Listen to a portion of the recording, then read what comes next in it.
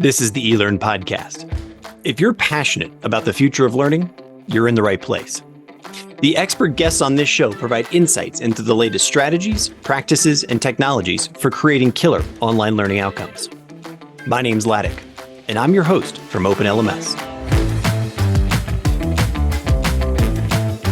The eLearn podcast is sponsored by eLearn Magazine, your go-to resource for all things online learning. Click-by-click how-to articles, the latest in edtech, spotlight on successful outcomes and trends in the marketplace. Subscribe today and never miss a post at elearnmagazine.com. And OpenLMS, a company leveraging open source software to deliver effective, customized, and engaging learning experiences for schools, universities, companies, and governments around the world since 2005. Learn more at openlms.net. Hello, my name's Ladek, and my guest for today is Josh Kamrath, the CEO of Bongo, a venture-backed startup whose mission and vision is to change the way people are evaluated in the workplace, the classroom, and beyond. In this very personalized conversation, Josh and I talk about how he entered the e-learning space, because it's a bit unusual and I think it's worth telling. Then we talk about how Josh defines the gap between higher education and corporate learning in terms of real-world applications. Josh then discusses the common challenges he faces when introducing Bongo and AI-driven learning, or when discussing the gap between education and corporate learning. Josh then considers the increased use of AI-driven learning and whether or not it's due to its availability and on-demand nature, or because it's perceived as a better method. Josh then elaborates on how Bongo focuses on assessment and offers tools for coaching and feedback in learning in real time. Josh then ends our conversation by sharing specific success stories and future plans and developments for Bongo in the next 18 to 24 months. Now remember, we record this podcast live so that we can interact with you, our listeners, in real time. So don't be surprised when you hear Josh and I answer questions and react to comments as they come in. If you'd like to join the fun every week on LinkedIn or on Facebook or YouTube, just come over to elearnmagazine.com and subscribe. Now, I give you Josh Kamrath. Hello, everyone. Welcome to the eLearn podcast. My name is Ladek, as you will hear ad nauseum, or at least you maybe have already heard ad nauseum. I'm with a company called OpenLMS, but as I say always, the show is not about me. I'm very excited to have my guest here today, Josh Kamrath. How are you today, Josh? I'm doing great. Excellent. You know, we have guests from all around the world on this show. Where do we find you sitting? So I am about an hour north of Denver in a town called Loveland, Colorado. Nice, Loveland. And I mean, I'm not going to be beat around the bush. I'm a Coloradoan as well. Love Loveland. Actually went to school in Fort Collins. I think we had this conversation, a couple of weeks ago. Fantastic. We're recording this, and we're live right now, but we're recording this October 19th. I think the slopes are open, isn't it? Like the ski resort called Loveland, I'm pretty sure is open, isn't it? I haven't been following it. My wife and I were avid snowboarders, or I'd still consider myself that, but we've been having little babies the last 3 years, so haven't gotten up there for a few years now. Babies love the snow too, my friend. Babies for sure. So we're hoping this year to get our older son is 3.5 right now, so we're hoping to get him up there this winter. That is awesome, man. Wow. I remember those days. That was a long time ago for me. You are the CEO of Bongo, but why don't you give us, the 60 seconds on who you are, how you came into this e-learning space, or this essentially this learning space, and just kind of set the stage for us. Sure. Yeah. So, I work for Bongo. So I actually also went to Colorado State University up in Fort Collins. Right. And, basically, when I graduated, I worked for a middleware company. My girlfriend at the time, now wife, wanted to move to San Diego when she graduated, year behind me. So I quit that job and kind of put my feelers out. And one of my professors, Dr. Jeff Lewis, is the founder of Bongo. And I was, just asking, hey, do you know anyone in San Diego I could work for? And he said, why don't you try to, go sell the first iteration of Bongo? So we ended up moving into my, at the time, girlfriend's parents' basement. And I was effectively the first employee of Bongo. And we started in education. So I just, went around knocking on doors at different colleges and universities. talking about or trying to uncover problems or hardships in assessment and having learners give presentations. USC was my first sale. Nice. Over a decade ago now. They're still a customer of ours. And yeah, we've just kind of grew organically for several years. And then about 5.5 years ago, that professor wanted to go back to teaching. And so he did that, and then I became the CEO. And then 2 years ago, we otherwise were organically grown, but 2 years ago, we raised institutional money from a fund called Peakspan out of the Bay Area. And our footprints probably about 50 to 60% of our user base is in education. The rest is in corporate L&D. But without a question, corporate L&D is growing significantly fast right now. Yeah, sure. Yeah, I think a lot of people are saying that. I got to ask, what is the name Bongo? Where did that come from? Like, what was that? Yeah. What's the genesis? Yeah, so we basically were trying to find a word or phrase that we could own, and didn't have another company already having affiliation or ownership, if you will. And it was actually quite difficult, looking across both education market and corporate L&D market. And we ultimately landed on Bongo, as in and we thought there's a number of kind of cute marketing things we could do, like beat to your own drum, and a big part of what our company or thesis as a company does is help people be better communicators and be better at demonstrating their knowledge and applying what they learned in a classroom in a real world setting. And having there be some instrument affiliation was we thought would just be a nice marketing angle, if you will. So yeah, we landed on Bongo. Our URL is still bongolearn.com because we still haven't been able to get the bongo.com. It's actually owned by a denim company in Russia. So of course, yeah. So maybe someday we'll get that URL, but yeah, Bongo's where we live. I think there's an incredibly there's a lot of incredible stories. I'm going to go off on just a little tiny tangent for a second. Of now that we're looking at 2024, the interwebs have been around for obviously a very long time. But let's take it back to like the .com boom at the beginning of the century. It's really interesting at some of the conferences, like the detritus of what is out there, that I feel like there's going to be all these stories. For example, there was one company that was brokering IP addresses, right? Because universities have all these IP addresses that are not being used, and so that they're running out, or there's not enough of them. But then again, it's like domain names. There's so many of them that are out there that somebody bought a long time ago, but then it's locked. Now it's locked up in some aggregator, in Tanzania. And just getting a hold of somebody and then negotiating a deal that's realistic is pain in the butt. Anyway, totally. I digress. I find that super fascinating. So we're here to talk about transferring learning from the classroom to the real world. I'm going to offer you the opportunity again to set the stage on this as well, because obviously, if you look through Bongo's site, you guys have been focusing on assessment, but there's a lot of tools that you have out there around coaching, around different ways to give feedback to a learner and those kinds of things. What does that mean to you? Like, define that for me. How this is seems to be never-ending gap between the higher education space and the corporate learning, and the corporate space of, hey, I want to hire you, but how do I know that you can do this? Show me you've got the experience. But then the student's like, wait, I can't get the experience because, et cetera. Over to you. Yeah, for sure. So what Bongo does is we scale observational assessment. So you can think of, in any area where you're trying to acquire knowledge. There's traditional forms of assessment like multiple choice and free response. Those do a great job validating that you can regurgitate or remember what you just read.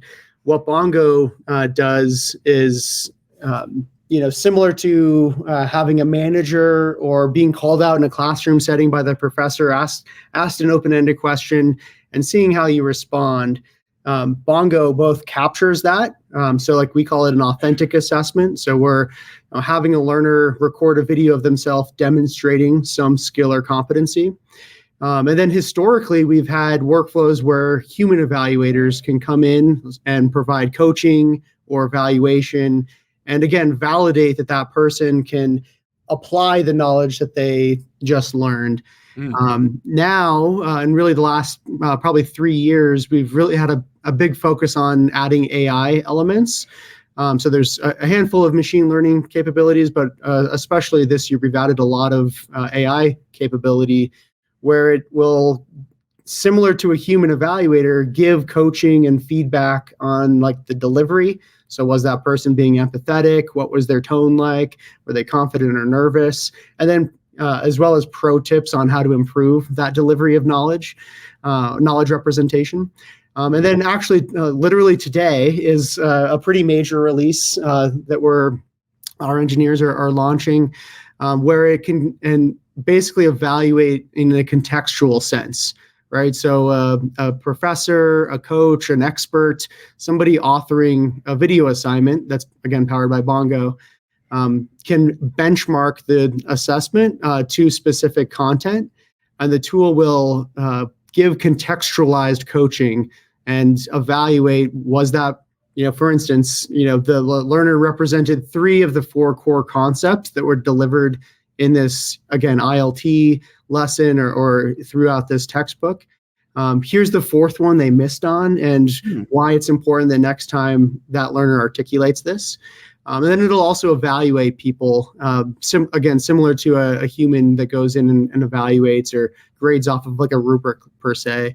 And it is like incredibly accurate, right? Like more often than not, less than 5% variance of how a human would score someone. So again, the thesis of Bongo is validating that knowledge can be applied in a real world application, and helping scale that observational assessment element. Hi there. I'm sorry to break into the show right now, but if you're enjoying this show, if you are challenged, if you're inspired, if you're learning something, if you think that you're going to be able to get something out of this to put into your practice, do me a quick favor. Pause right now and just hit subscribe on your podcast player right now. It doesn't matter which one, just hit subscribe, because that way it'll make sure that you never miss an episode in the future. Thanks. Now back to the show. So I asked this question to a lot of guests here, like what you've just described. It sounds like a no-brainer, right? It sounds like, of course, if I'm an employer, if I'm hiring, or if I'm upskilling or reskilling people in my organization, or if I'm onboarding or bringing in, attempting to bring in new people into my company, this is like, this is a no-brainer. What are the challenges that you usually hear from individuals when you're, either introducing Bongo or when, you talk about bridging that gap? What are the sticking points?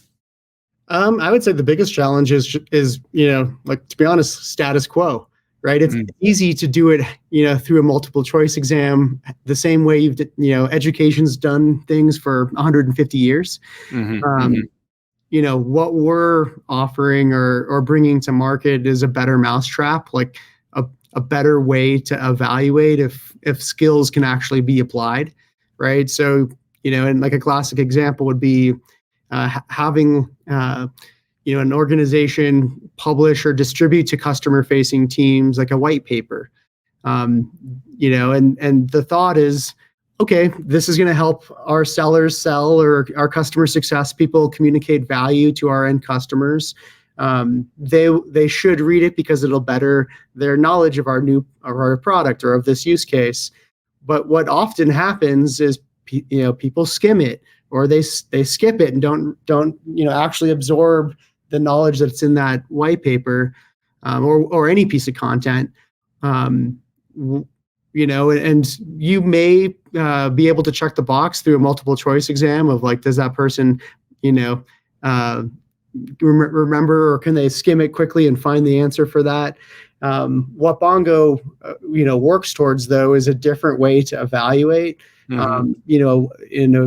evaluates people in a capacity of, can they actually like take these concepts and apply it in an actual customer conversation, And then Bongo will give them AI-driven coaching on how to improve communicating that, white That paper. point, that value point or whatever. The knowledge that was hopefully just captured. Mm-hmm. So yeah, I would say the biggest objection is just status quo of, and especially this year, of course, the things that are fun to talk about, at least for me, are how AI is bringing more value and holding learners more accountable. But we've also added a lot of automated capability to make authoring a lot easier, right? So making it a lot less cumbersome for the instructor, for the manager to author this form of assessment. And again, that's why I kind of go back to like scaling observational assessment, because traditionally it's one-on-one, or the manager, looking over the shoulder of an employee. It's extremely hard to scale, even if it is the most authentic way or the most rigorous way to evaluate folks. And Bongo can do that now at unlimited scale with this new smart scoring capability. How much fear have you found around, validating or bringing AI into this process? Again, it's just sort of a sub question of that status quo, where I'm either the hiring manager, or I am the HR professional, or I'm the professor, whatever, right? Where it's like, hey, I'm not sure I can quite trust this. Totally. Like, how are you like, two-part questions, like what do you say to those objections? And then what kind of aha moments have you seen from individuals who are like, oh, wait, this actually does work? Yeah. So what we say and what is reality is our tool, what we're building, we're building it with the vision of scaling the evaluators or scaling the managers, right? So we're not trying to replace them. And for instance, some of the workflows, ask the instructor or the assignment author for like human validation, right? So it's, hey, this is, you can input the source material. Our tool will generate, here's the learning objectives that are likely being represented in the source material. Is that correct? And then the human, reviews that. And, it's an important step, because, it could be 100 people, it could be 100,000 people that are evaluated based off that, checklist, and having a human validate that those are the right questions to be looking at, or those are the right learning objectives to be seeking. We feel like is a very important step and adds more, I guess, like accountability, but like also just like believability that like this tool is doing a good job, not just like, hallucinating.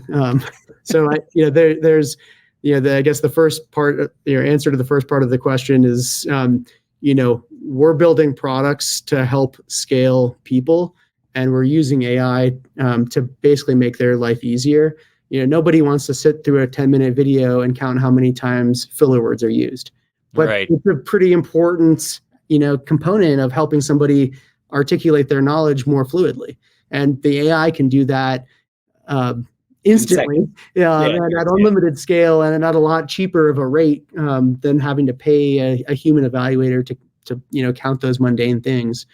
So that would be I guess, like how I would overcome that objection is, we're not trying to replace the human evaluator. We're trying to scale them and reduce the boring parts of evaluation. But then the other thing of just how have we seen it being used in the real world? Basically, and this is a really cool fact, I think, we have millions of users using our products in like most countries in the world. We have a footprint, so a huge global footprint. Across that user base, when AI is enabled, learners end up practicing 3.5 times more compared to pure human evaluation.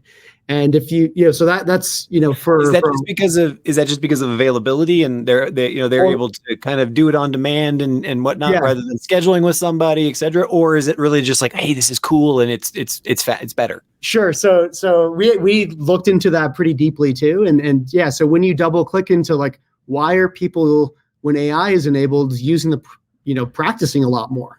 And it ends up, they feel, or their kind of reality is when it's feedback being provided by AI, they feel like a judgmental free zone, right? Like Oh, they don't that's feel like interesting. isn't that cool? Like they don't have that subconscious thoughts in their head of like, shoot, my manager is going to think I look silly, or I'm going to, screw this up, and ultimately when people practice how they're articulating their knowledge, one, it reinforces it quite a bit. So they end up learning it, more, and it combats the forgetting curve. But then they also, ultimately that workflow is practice it a number of times and then submit for final human evaluation. So it basically just leads to way better learning outcomes if they're practicing what they're being assessed on more. But yeah, it is that judgmental free. I'm not going to look like, a fool in front of my peers. And the reason why I find that interesting, we've had other guests on the show here and lots of conversations around AI tools and whatnot. And I think one of the funny ones is, people apologize to ChatGPT. They thank it, and it's like, or oh, hey, thanks for that answer. So there is a personification there that's very robust. And so to hear that we're accepting of this feedback and this sort of interaction in your scenario, but it does not come with the same stigma as having like a supervisor with you. That's I think that's a really interesting slice or nuance in the findings. Yeah. Yeah. And the other cool thing is that isn't just one specific use case.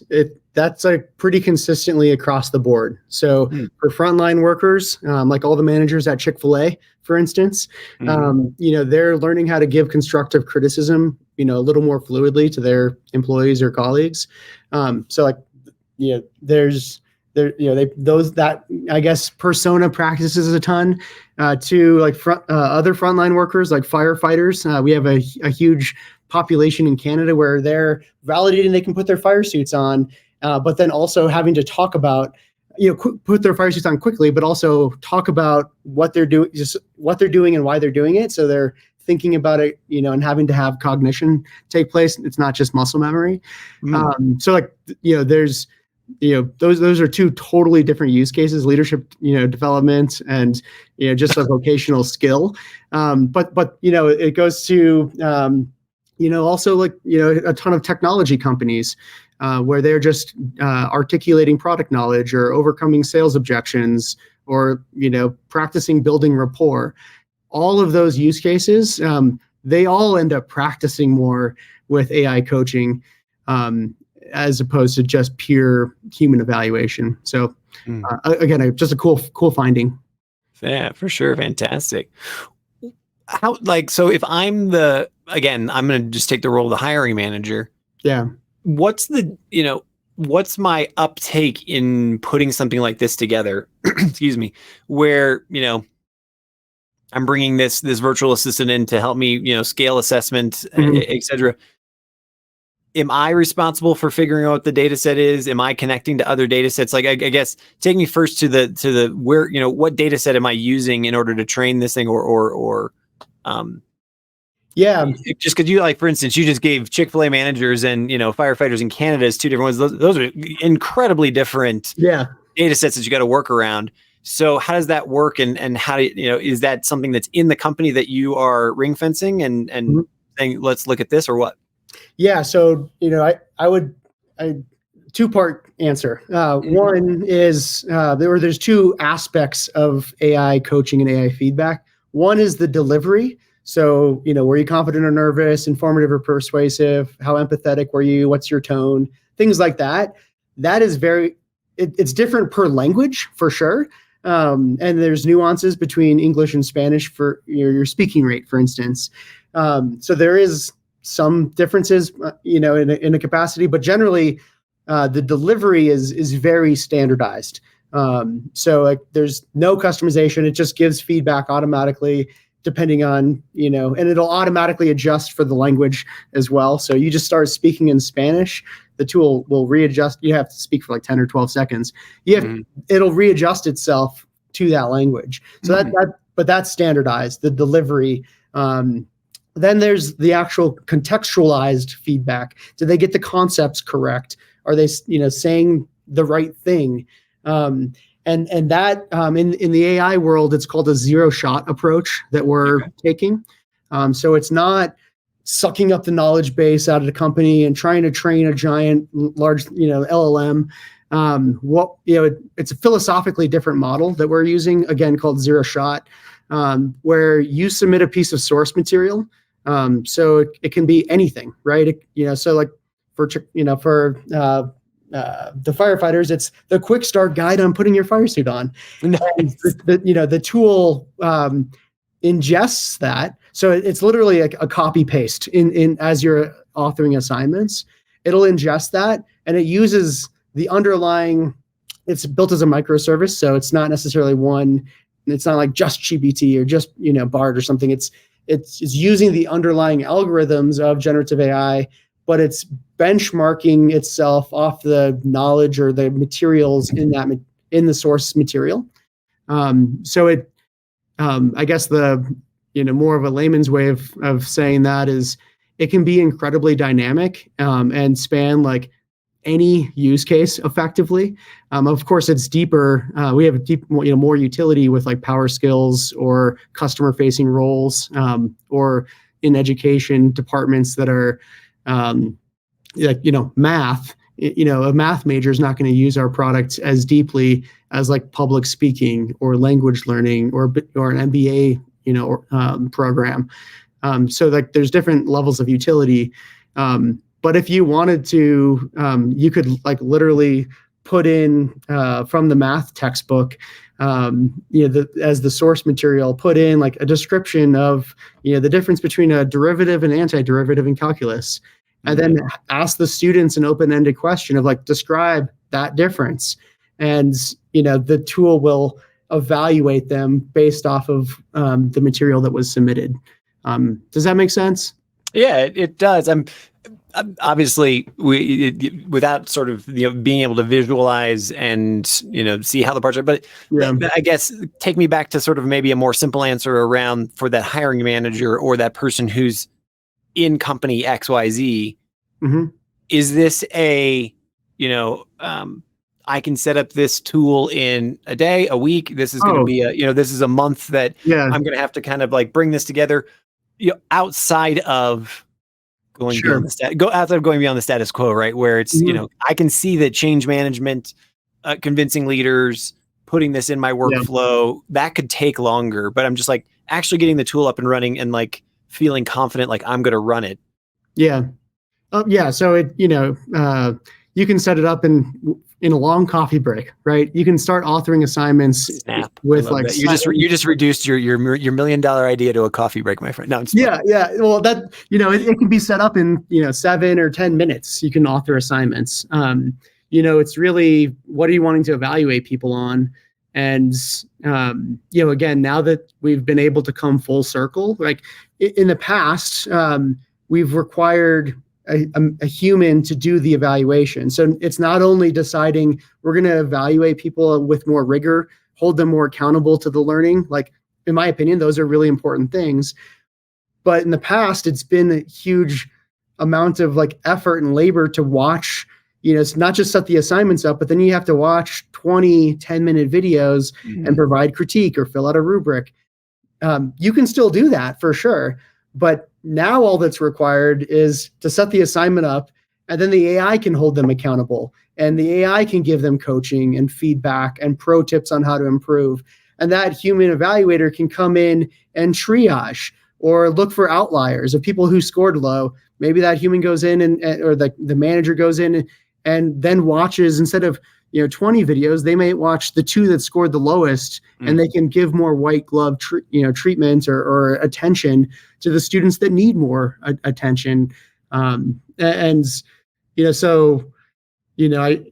it up is extremely fast. And like I mentioned earlier, the fun things to talk about are the AI coaching and how we're improving practice and improving learning outcomes. Some of the more practical or tactical benefits that, to be honest, from a building a company standpoint, probably have more association or correlation with money, selling the new deals, is it's really, we've put a bunch of automation into making it really easy to author this kind of assessment. So maybe that's hopefully a better way to answer the question. 100%. So take me to success stories. I mean, I assume that you get feedback from customers on a regular basis. Like, oh yeah, absolutely. And I'd love to hear if you can, like, I'd love to hear maybe where, again, it's always easy to put the positives out there. Yeah. I'd love to hear it's like, hey, you know what? It didn't really work out in this instance, or, we discovered something that wasn't there and we had to we had to adjust, or hey, this particular sector isn't so good for this. Like any kind of challenges like that? Yeah, I would say, of course, there's lots of success stories, and, it spans like, tons of different industries, tons of different, applications or use cases. And it's, enterprise customers. We have like ServiceNow or Microsoft, or obviously monsters. We have huge universities and colleges using us in an enterprise or kind of across the board capacity. But also a lot of small, what would be considered SMB. So like, where it's 50 employees or 30 employees, and, having the manager who also wears a bunch of different hats go in and evaluate somebody's sales presentation. Like it's a massive distraction, and, it doesn't scale to do that without a tool like Bongo. So a long-winded way of saying lots and lots of use cases, lots of success stories. We have several hundred colleges and universities around the world that use our product. And, again, about the same number of corporate organizations too. But yeah, some of the applications where, or maybe like hardships, I guess I was just a little bit monologuing around authoring assignments, like in the past, getting organizations to again think about it differently, of like, well, it's just easier if we buy some content from any content vendor, and push it on how to give constructive criticism. It's a lot, so like, that's the status quo, is like, oh, we'll just buy this content and like kind of force everybody to watch it. And we'll measure them on, whether they watched the 20-minute module. Right. I would argue that there's a very high chance that that's going to be a huge waste of money, because people push play and then they go back to their other screen and do emails, and maybe a multiple choice question comes up. And a lot of times those are designed, not really to hold the learner accountable to learning that thing, but just to get them to like complete it. Right. I think that's why we call it compliance, right? I think that's for sure. But it could be compliance in the traditional sense, but it could also be like, another cool use case is like doing, evaluating and doing assessment around like forklift training, right? Where they have, so people use our product where they, whip out their phone and have somebody go through the, 15-step checklist of how to drive a forklift safely. Now, if they're just watching a video and answering a multiple choice question, like there can be some bad, hard consequences if they're not truly learning that. And that's what Bongo's working, towards changing basically in the industry, is holding people more accountable to learning something and being able to apply it in a real world application. So I guess, to get back to the question of like where we've had some hardship, making it easy, we've had hardship in terms of just coming up with like, having people who are authoring assignments come up with like, how do I use this tool? Right? Like it's a new kind of paradigm. That's, I think, again, in this release, being able to identify learning objectives, even if an educator or a manager is not even wanting to use the contextualized feedback, the smart scoring, if they're just wanting to like take a module and figure out, hey, our product marketing team just created this really nice sales enablement asset.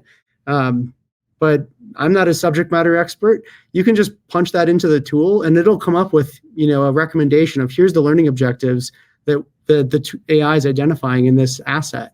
So like that adds value in terms of just like thinking through, what are the important components of this thing. Well, I wonder how often as well, like you come across, especially something, maybe a topic that's a little more complex, some technical skills or something like that, where the manager, or whomever believes that, okay, look, here's the 3 points that we need to pull out of this. And then the AI will come back and be like, actually, here's point number 4 and 5 that are actually kind of nuanced that, again, I don't know how that would happen because it's a ring, it's because it's, as you said, a 0-shot data set, that it couldn't go and compare, it's not comparative. It wouldn't be able to say, oh, I can contrast it to another thing. But I still think there would be discovery in there of like, oh, wow. Yeah. Well, you in this technical manual, actually, I didn't, we haven't been training towards point number 4 because we just haven't for some reason. Well, and we like fully anticipate that's what's going to happen is it'll, kind of help open, help approach things in a more open-minded sense. And that's why at least, for right now, we're requiring the human verification that like, yep, these learning objects or learning objectives are what's important. And, you just like check a box, you can, select it or deselect it, and then it's included or not included. But another, I guess, thing to mention is, authors can submit multiple assets, right? Sure. So you can submit, some knowledge-based articles, that white paper, and then maybe like the head of sales doing their own demo. So like a video of that, and the tool sifts through all of that, combines that knowledge. So it's, it doesn't have to be like a singular point, like, a one pager, right? It can be a handful of different elements that, that it's being benchmarked off of. Super cool. I'm always surprised at how fast 35 minutes goes by here. Oh my gosh. My final question for you today is like, so what's next in the universe of assessment for you? I mean, you're launching a new product today, or a new iteration of your product today. Take me, 18 months out, 24 months out, like how does this continue to scale, grow, expand, evolve? Like, what are you looking like? What are you most excited about, I guess? Yeah. I'm just the level of accuracy, benchmark, so what I'm most excited about right now is just the current release, because it is, and I'll answer in a larger capacity sec, but like, how closely it can mimic a human evaluator is like remarkable, right? It's, we actually had to back it down in refinement cycles because the AI would grade harsher than a human evaluator. But it's, in some cases, it's less than 1% variance, right? So it's like indistinguishable from a human evaluation. So just being able to put that power into organizations and allow them to scale and have, basically hold learners more accountable to what they're supposed to be learning. I love geeking out about that. Sure, but just from then to answer your question more directly in terms of like, what the future holds, I think, continuing to go through refinement cycles and making it easier or even more accurate. The biggest thing for the next couple quarters is working towards allowing access in the easiest way, right? So again, we've done a lot of work in terms of making it really easy to author assessment, but like, I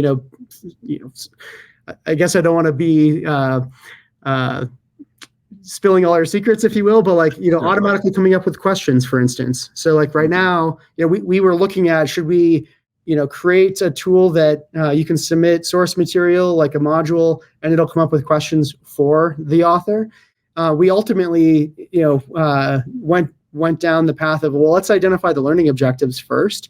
And then the questions that are generated are going to be a lot more meaningful. So that's, I think a project that's going to be tackled in the next few months.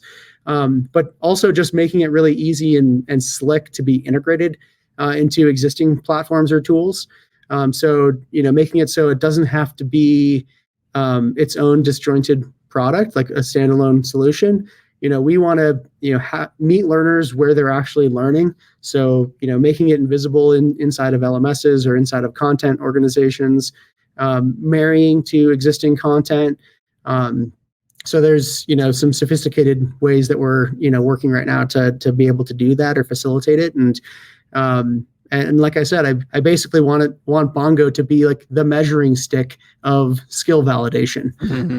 And, especially in the corporate world, skills is like a really popular hot topic right now.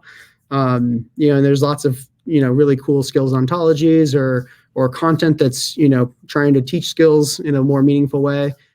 From my perspective, like what gets measured gets done. And if Bongo can be the measuring stick of, does that person truly have that skill? Not just like a self-proclamation on LinkedIn that, yeah, I'm really good at Excel and my buddy and my wife and my friend from college say that I am too. Like that doesn't mean anything. And so what we want to do is add more accountability to learning and skill validation. And yeah, I'm just excited to, rattle some cages in the industry. I think it's, putting this power into organizations' hands is I think going to change things. Josh Kamrath, you are the CEO of Bongo. We've been talking about how you bring learning out of the classroom into the real world. I love this observational assessment. I'm going to carry that with me from this conversation. I absolutely love it. Thanks so much for taking time out of your busy day to speak with us. Awesome. I really appreciate it. Hope we get to talk again soon. Awesome. Yeah. Thank you. Maybe on the slopes of those babies. Right on. Yeah, totally. I'd love that for sure. Thank you again for listening to the eLearn podcast here from OpenLMS. I just wanted to ask one more time, if you enjoyed this show, if you learned something, if you were inspired, if you were challenged, if you feel like, this is something you can take into your practice, please do me a favor. And right now on your podcast player, hit subscribe. That way you're never going to miss a future episode. Also, come over to elearnmagazine.com and subscribe there as well, because we have tons of great information about how to create killer online learning outcomes. Thanks.